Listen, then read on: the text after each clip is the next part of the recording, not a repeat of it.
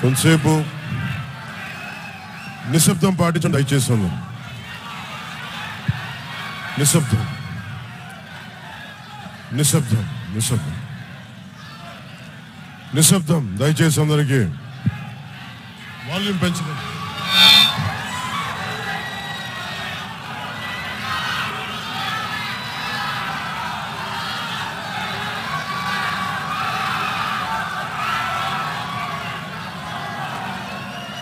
Volume పెంచు. కొంచెం నిశ్శబ్దాన్ని పాటించండి దయచేసి అంతా. కొంచెం దయచేసి అంతా మాట వినిపించట్లా. Sound correction.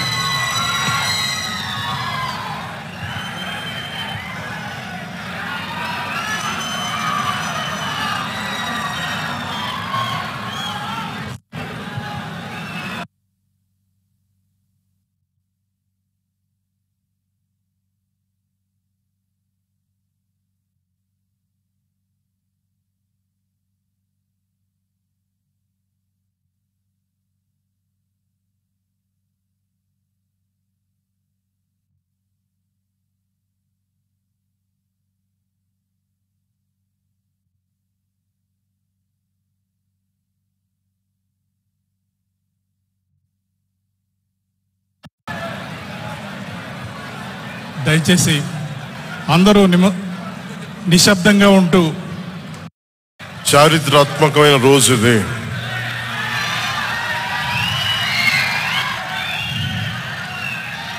చాలా కొంచెం నిశ్శబ్దం పాటించండి దయచేసి అంత. దయచేసి నిశ్శబ్దాన్ని పాటించండి అంత. దయచేసి నుంచున్న దయచేసి కూర్చోండి. మీరు వీడియోలు తీయకండి ప్లీజ్. దయచేసి కూర్చోండి.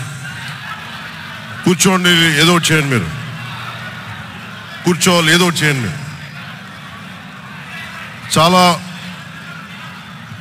ఆంధ్రప్రదేశ్ 5 కోట్ల మంది ప్రజలు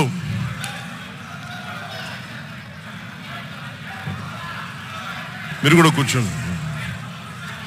చాలా చారిత్రాత్మకమైన తీర్పిచ్చిన రోజు ఇది. ఏ మాటకైతే మనం కట్టుబడి ఉన్నామో ఆంధ్రప్రదేశ్ ప్రజలకి జవాబుదారీతనంతో ప్రభుత్వం స్థాపిస్తాం, ఏ మాట మీద మనం చెప్పామో కూటమి ప్రభుత్వం ఆ మాటను నిలబెట్టుకుంటుంది. ఈరోజు మీ అందరికీ జనసేన పార్టీ ఆఫీస్ కేంద్ర కార్యాలయం నుంచి ఈ వేదిక నుంచి కదా ఒకటే చెప్తా ఉన్నాను మీ అందరికీ. వైసీపీ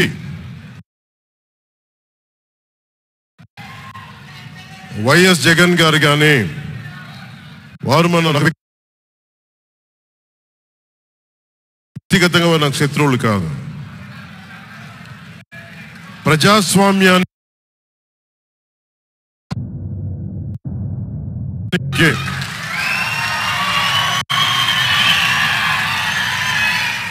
ఇది ఓడిపోయారు కదా అని చెప్పి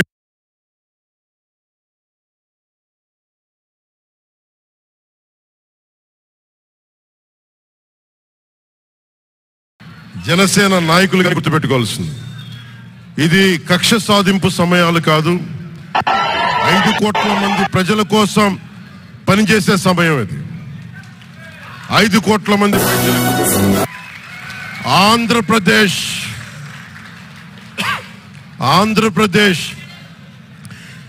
విభజన జరిగినప్పటి నుంచి ఈ రోజు దాకా మనం అడుగుతూనే ఉన్నాం. ఆ రోజులు అయిపోయినాయి, ఆ చీకటి రోజులు అయిపోయినాయి. ప్రతి ఒక్కరం బాధ్యతతోటి భవిష్యత్తు తరాల కోసం బాధ్యతని భుజాల మీద వేసుకొని చాలా బాధ్యతాయుతంగా జవాబుదారీతనంతో కూడిన రాజకీయ ప్రభుత్వం, రాజకీయ మనకి ఆలోచన విధానం ఉంటుంది.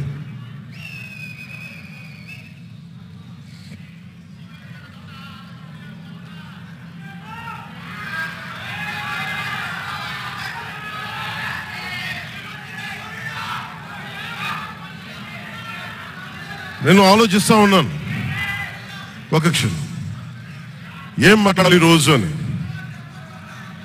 ఒక నిమిషం, ఏం మాట్లాడాలి ఈరోజు అని అనుకుంటా ఉన్నాను. నా జీవితంలో ఎప్పటిదాకా విజయం తెలియదు నాకు.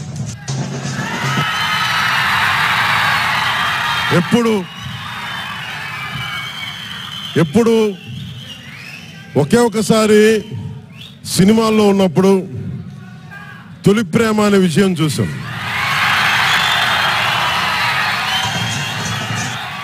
ఆ తర్వాత నాకెవ్వరు నేను విజయం సాధించానని కానీ డబ్బులు వచ్చినాయని కానీ ఏ ఒక్క సినిమా విజయం చెప్పలే నాకు. నా జీవితం అంతా ఎప్పుడు కూడా దెబ్బలు తింటానో, మాటలు పడతానో, తిట్టించుకుంటానో. నేను ఎంత ఎదిగా నాకే తెలియదు. మీ గుండెల్లో ఈ రోజు నన్ను తీసుకొచ్చి 21 గెలిచే వరకు నాకే తెలియదు.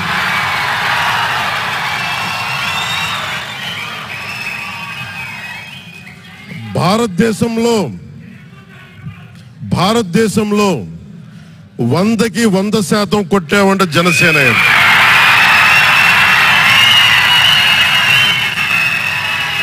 నూటికి 100.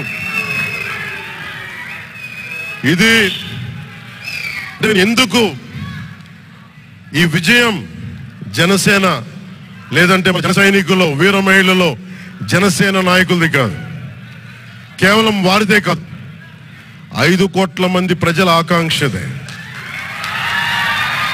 మార్పు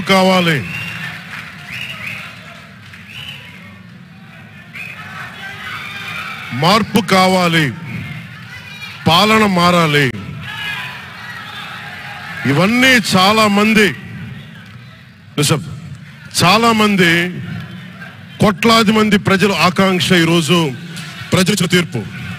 బాబు మీరిద్దరు కూర్చోవాలమ్మా, దయచేసి. నువ్వు పక్కకు వచ్చామ్మా, నువ్వు పక్కకు రా. నువ్వు కొంచెం ముందుకన్నారా, మీరు కొంచెం ముందుకు రండి అమ్మా, మీరు 1 అడుగులు ముందుకు రండి. మీరు కూర్చొని ఇబ్బంది పడతాను, దయచేసి కూర్చో. దయచేసి కూర్చోవాలయ్యా, మీరు కూర్చోవాలి. మీరు మొత్తం సభ ఆపేస్తున్నారు. మీరు సాగర్ పక్కర.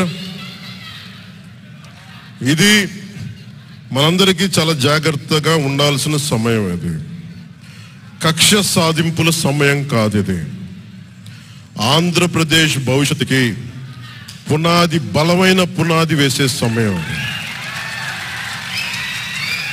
అన్నం పెట్టే రైతుకి అండగా ఉండే సమయం ఇది. రక్షణ లేని ఆడబిడ్డలకి రక్షణ కల్పించే సమయం ఇది. ఆడబిడ్డల్ని, మహిళల్ని వారి కాళ్ళ మీద వాళ్ళు నిలబడగలిగేలా చేసే సమయం ఇది. నేను ఈరోజు ప్రభుత్వ ఉద్యోగులు కూడా మాటిస్తున్నాను. కాంట్రిబ్యూటరీ పెన్షన్ స్కీమ్ నేను చెప్పాను, నేను బాధ్యత తీసుకున్నాను, నేను మర్చిపోలా. ఏరు దాటాక తెప్ప తగిలేసే రకం కాదు నేను. కాంట్రిబ్యూటరీ పెన్షన్ స్కీమ్ దానికి సరి సమానంగా అది కానీ మీకు న్యాయం వచ్చేలాగా సంవత్సరంలోపు తీసుకొస్తాను అని మాట ఇచ్చాం. తీసుకొచ్చి తీరుతాం. ఆ మాట మీకు ఇస్తున్నాం. మెగా డిఎస్సి నోటిఫికేషన్ విడుదల చేయించే బాధ్యత మనం తీసుకుందాం. యువత విలవిల్లాడిపోతా ఉన్నారు, యువత నలిగిపోతా ఉన్నారు. మీ చదువులకి తగ్గ ఉద్యోగాలు కానీ, మీ స్కిల్స్ని పెంపొందించి మీకు ఉద్యోగాలు కానీ, నేను మీకు చెప్తున్నా, నాకు చాలా పెద్ద బాధ్యత ఇచ్చారు ప్రజలు. ఈ రోజున మామూలు బాధ్యత ఇవ్వాల. గెలిచింది, పోటీ చేసింది 21, 2 పార్లమెంట్లు గెలిచింది 100%. కానీ బాధ్యత ఎంత ఉందంటే 175 సీట్లు మనమే గెలిస్తే ఎంత బాధ్యత ఉందో అంత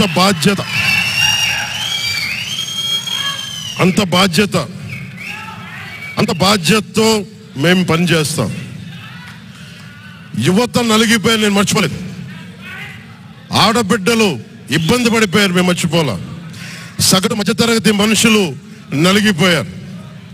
రోడ్లు వెయ్యలా, గుంతలు వేశారు, అరాచకం చేశారు. అవన్నీ శాంతి భద్రతలు చాలా చాలా బలంగా ఉంటాయి, మీకు నేను మాటిస్తున్నాను. అతి తక్కువ వ్యవస్థల్లో రాజకీయ ప్రమేయం చాలా తక్కువ ఉండేలాగా, అధికారుల్ని వారి పని చేసుకునేలాగా ఈ ప్రభుత్వం ఉంటుంది, కూటమి ప్రభుత్వం ఉంటుంది. రైతుకి కష్టం వస్తే హక్కును చేర్చుకునే ప్రభుత్వం తప్ప తిరస్కారంగా చిన్నచూపు చేసే ప్రభుత్వం అవ్వదు మనకి ఈ కూటమి ప్రభుత్వం.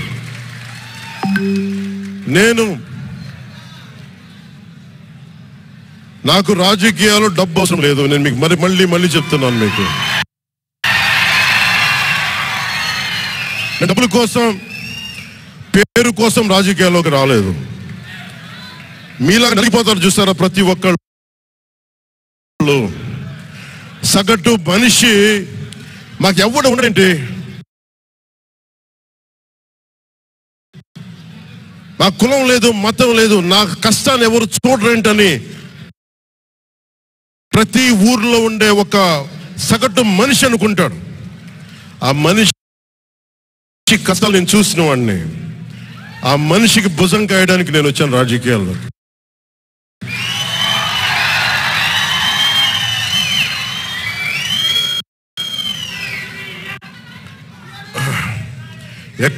ఒక నిమిషం, ఎక్కడికి ఓడిపోయాను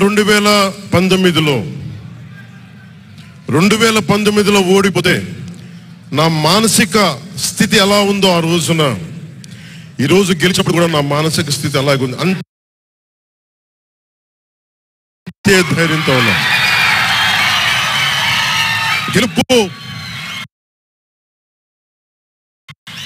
గెలుపు నాకు బాధ్యత ఇచ్చింది కానీ అహంకారం ఇవ్వలేదు.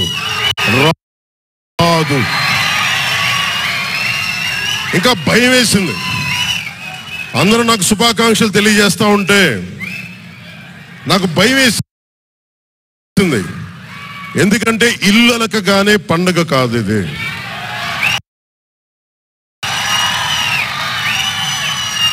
ఇల్లు అలకగానే పండగ కాదు. చాలా చాలా బాధ్యత కూడుకున్నది. భీమవరం, గాజువాక 2 చోట్ల ఓడిపోయినప్పుడు ఈ రోజున ఇంతమంది ఉన్నారు. ఆ రోజున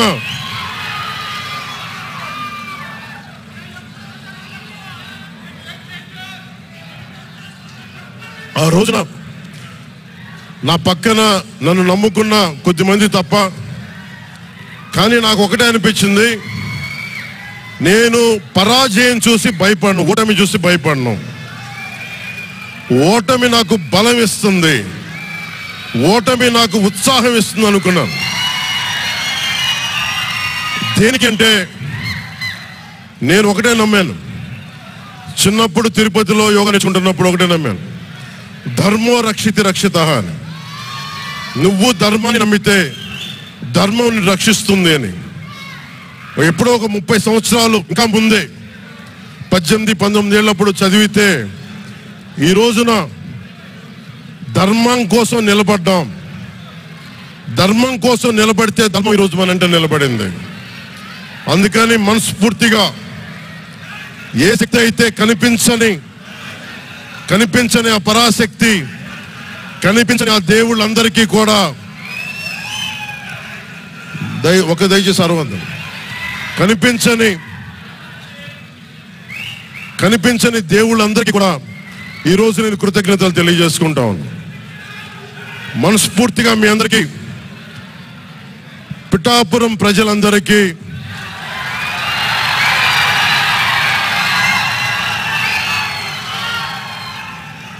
మీరు పిఠాపురం పురజనులకి, పెద్దలకి, ఆడపడుచులకి, అక్క చెల్లెలకి, యువతులకి, కథం తొక్కిన యువతకి, కథం తొక్కిన జన సైనికులకి, జనసేన నాయకులకి, తెలుగుదేశం నాయకులకి, తెలుగుదేశం శ్రేణులకి,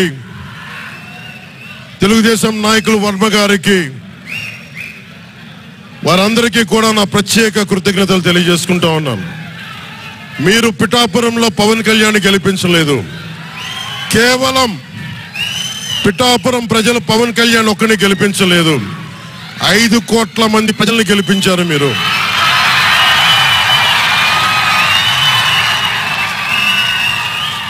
నాకు బలం ఇచ్చారు. ఈరోజు మీరు గుండెల్లో పెట్టుకొని ఓడిపోతేనే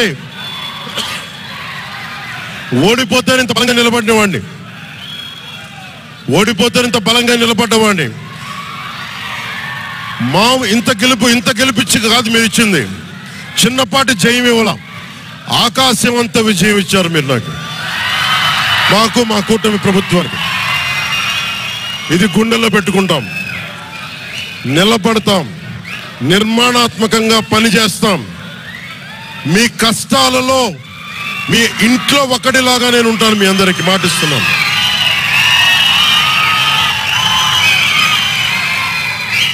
మీ ఇంట్లో ఒక్కడిగా, ఒకటే గుర్తుపెట్టుకోండి, మా ఇంట్లో మా కుటుంబ సభ్యుడు నాకు కులాలకి, మతాలకి, ప్రాంతాలకి అతీతంగా ప్రతి ఒక్కరూ ఆలోచించాల్సింది, మా ఇంట్లో కుటుంబ సభ్యుడు పవన్ కళ్యాణ్.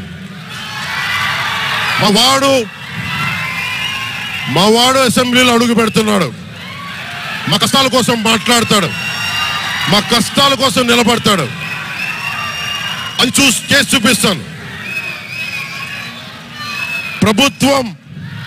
ప్రభుత్వం ఎలా ఉండాలి, అధికార యంత్రాంగం ఎలా ఉండాలి, రాబోయే రోజుల్లో మీకు అందరికీ చేసి చూపిస్తాం. మళ్ళీ ఒక 10 నిమిషాల తర్వాత మళ్ళీ వచ్చి మాట్లాడతాను. చంద్రబాబు గారు వచ్చారు, వారిని కలిసి మళ్ళీ వచ్చి మేము ఇద్దరం మాట్లాడతాం.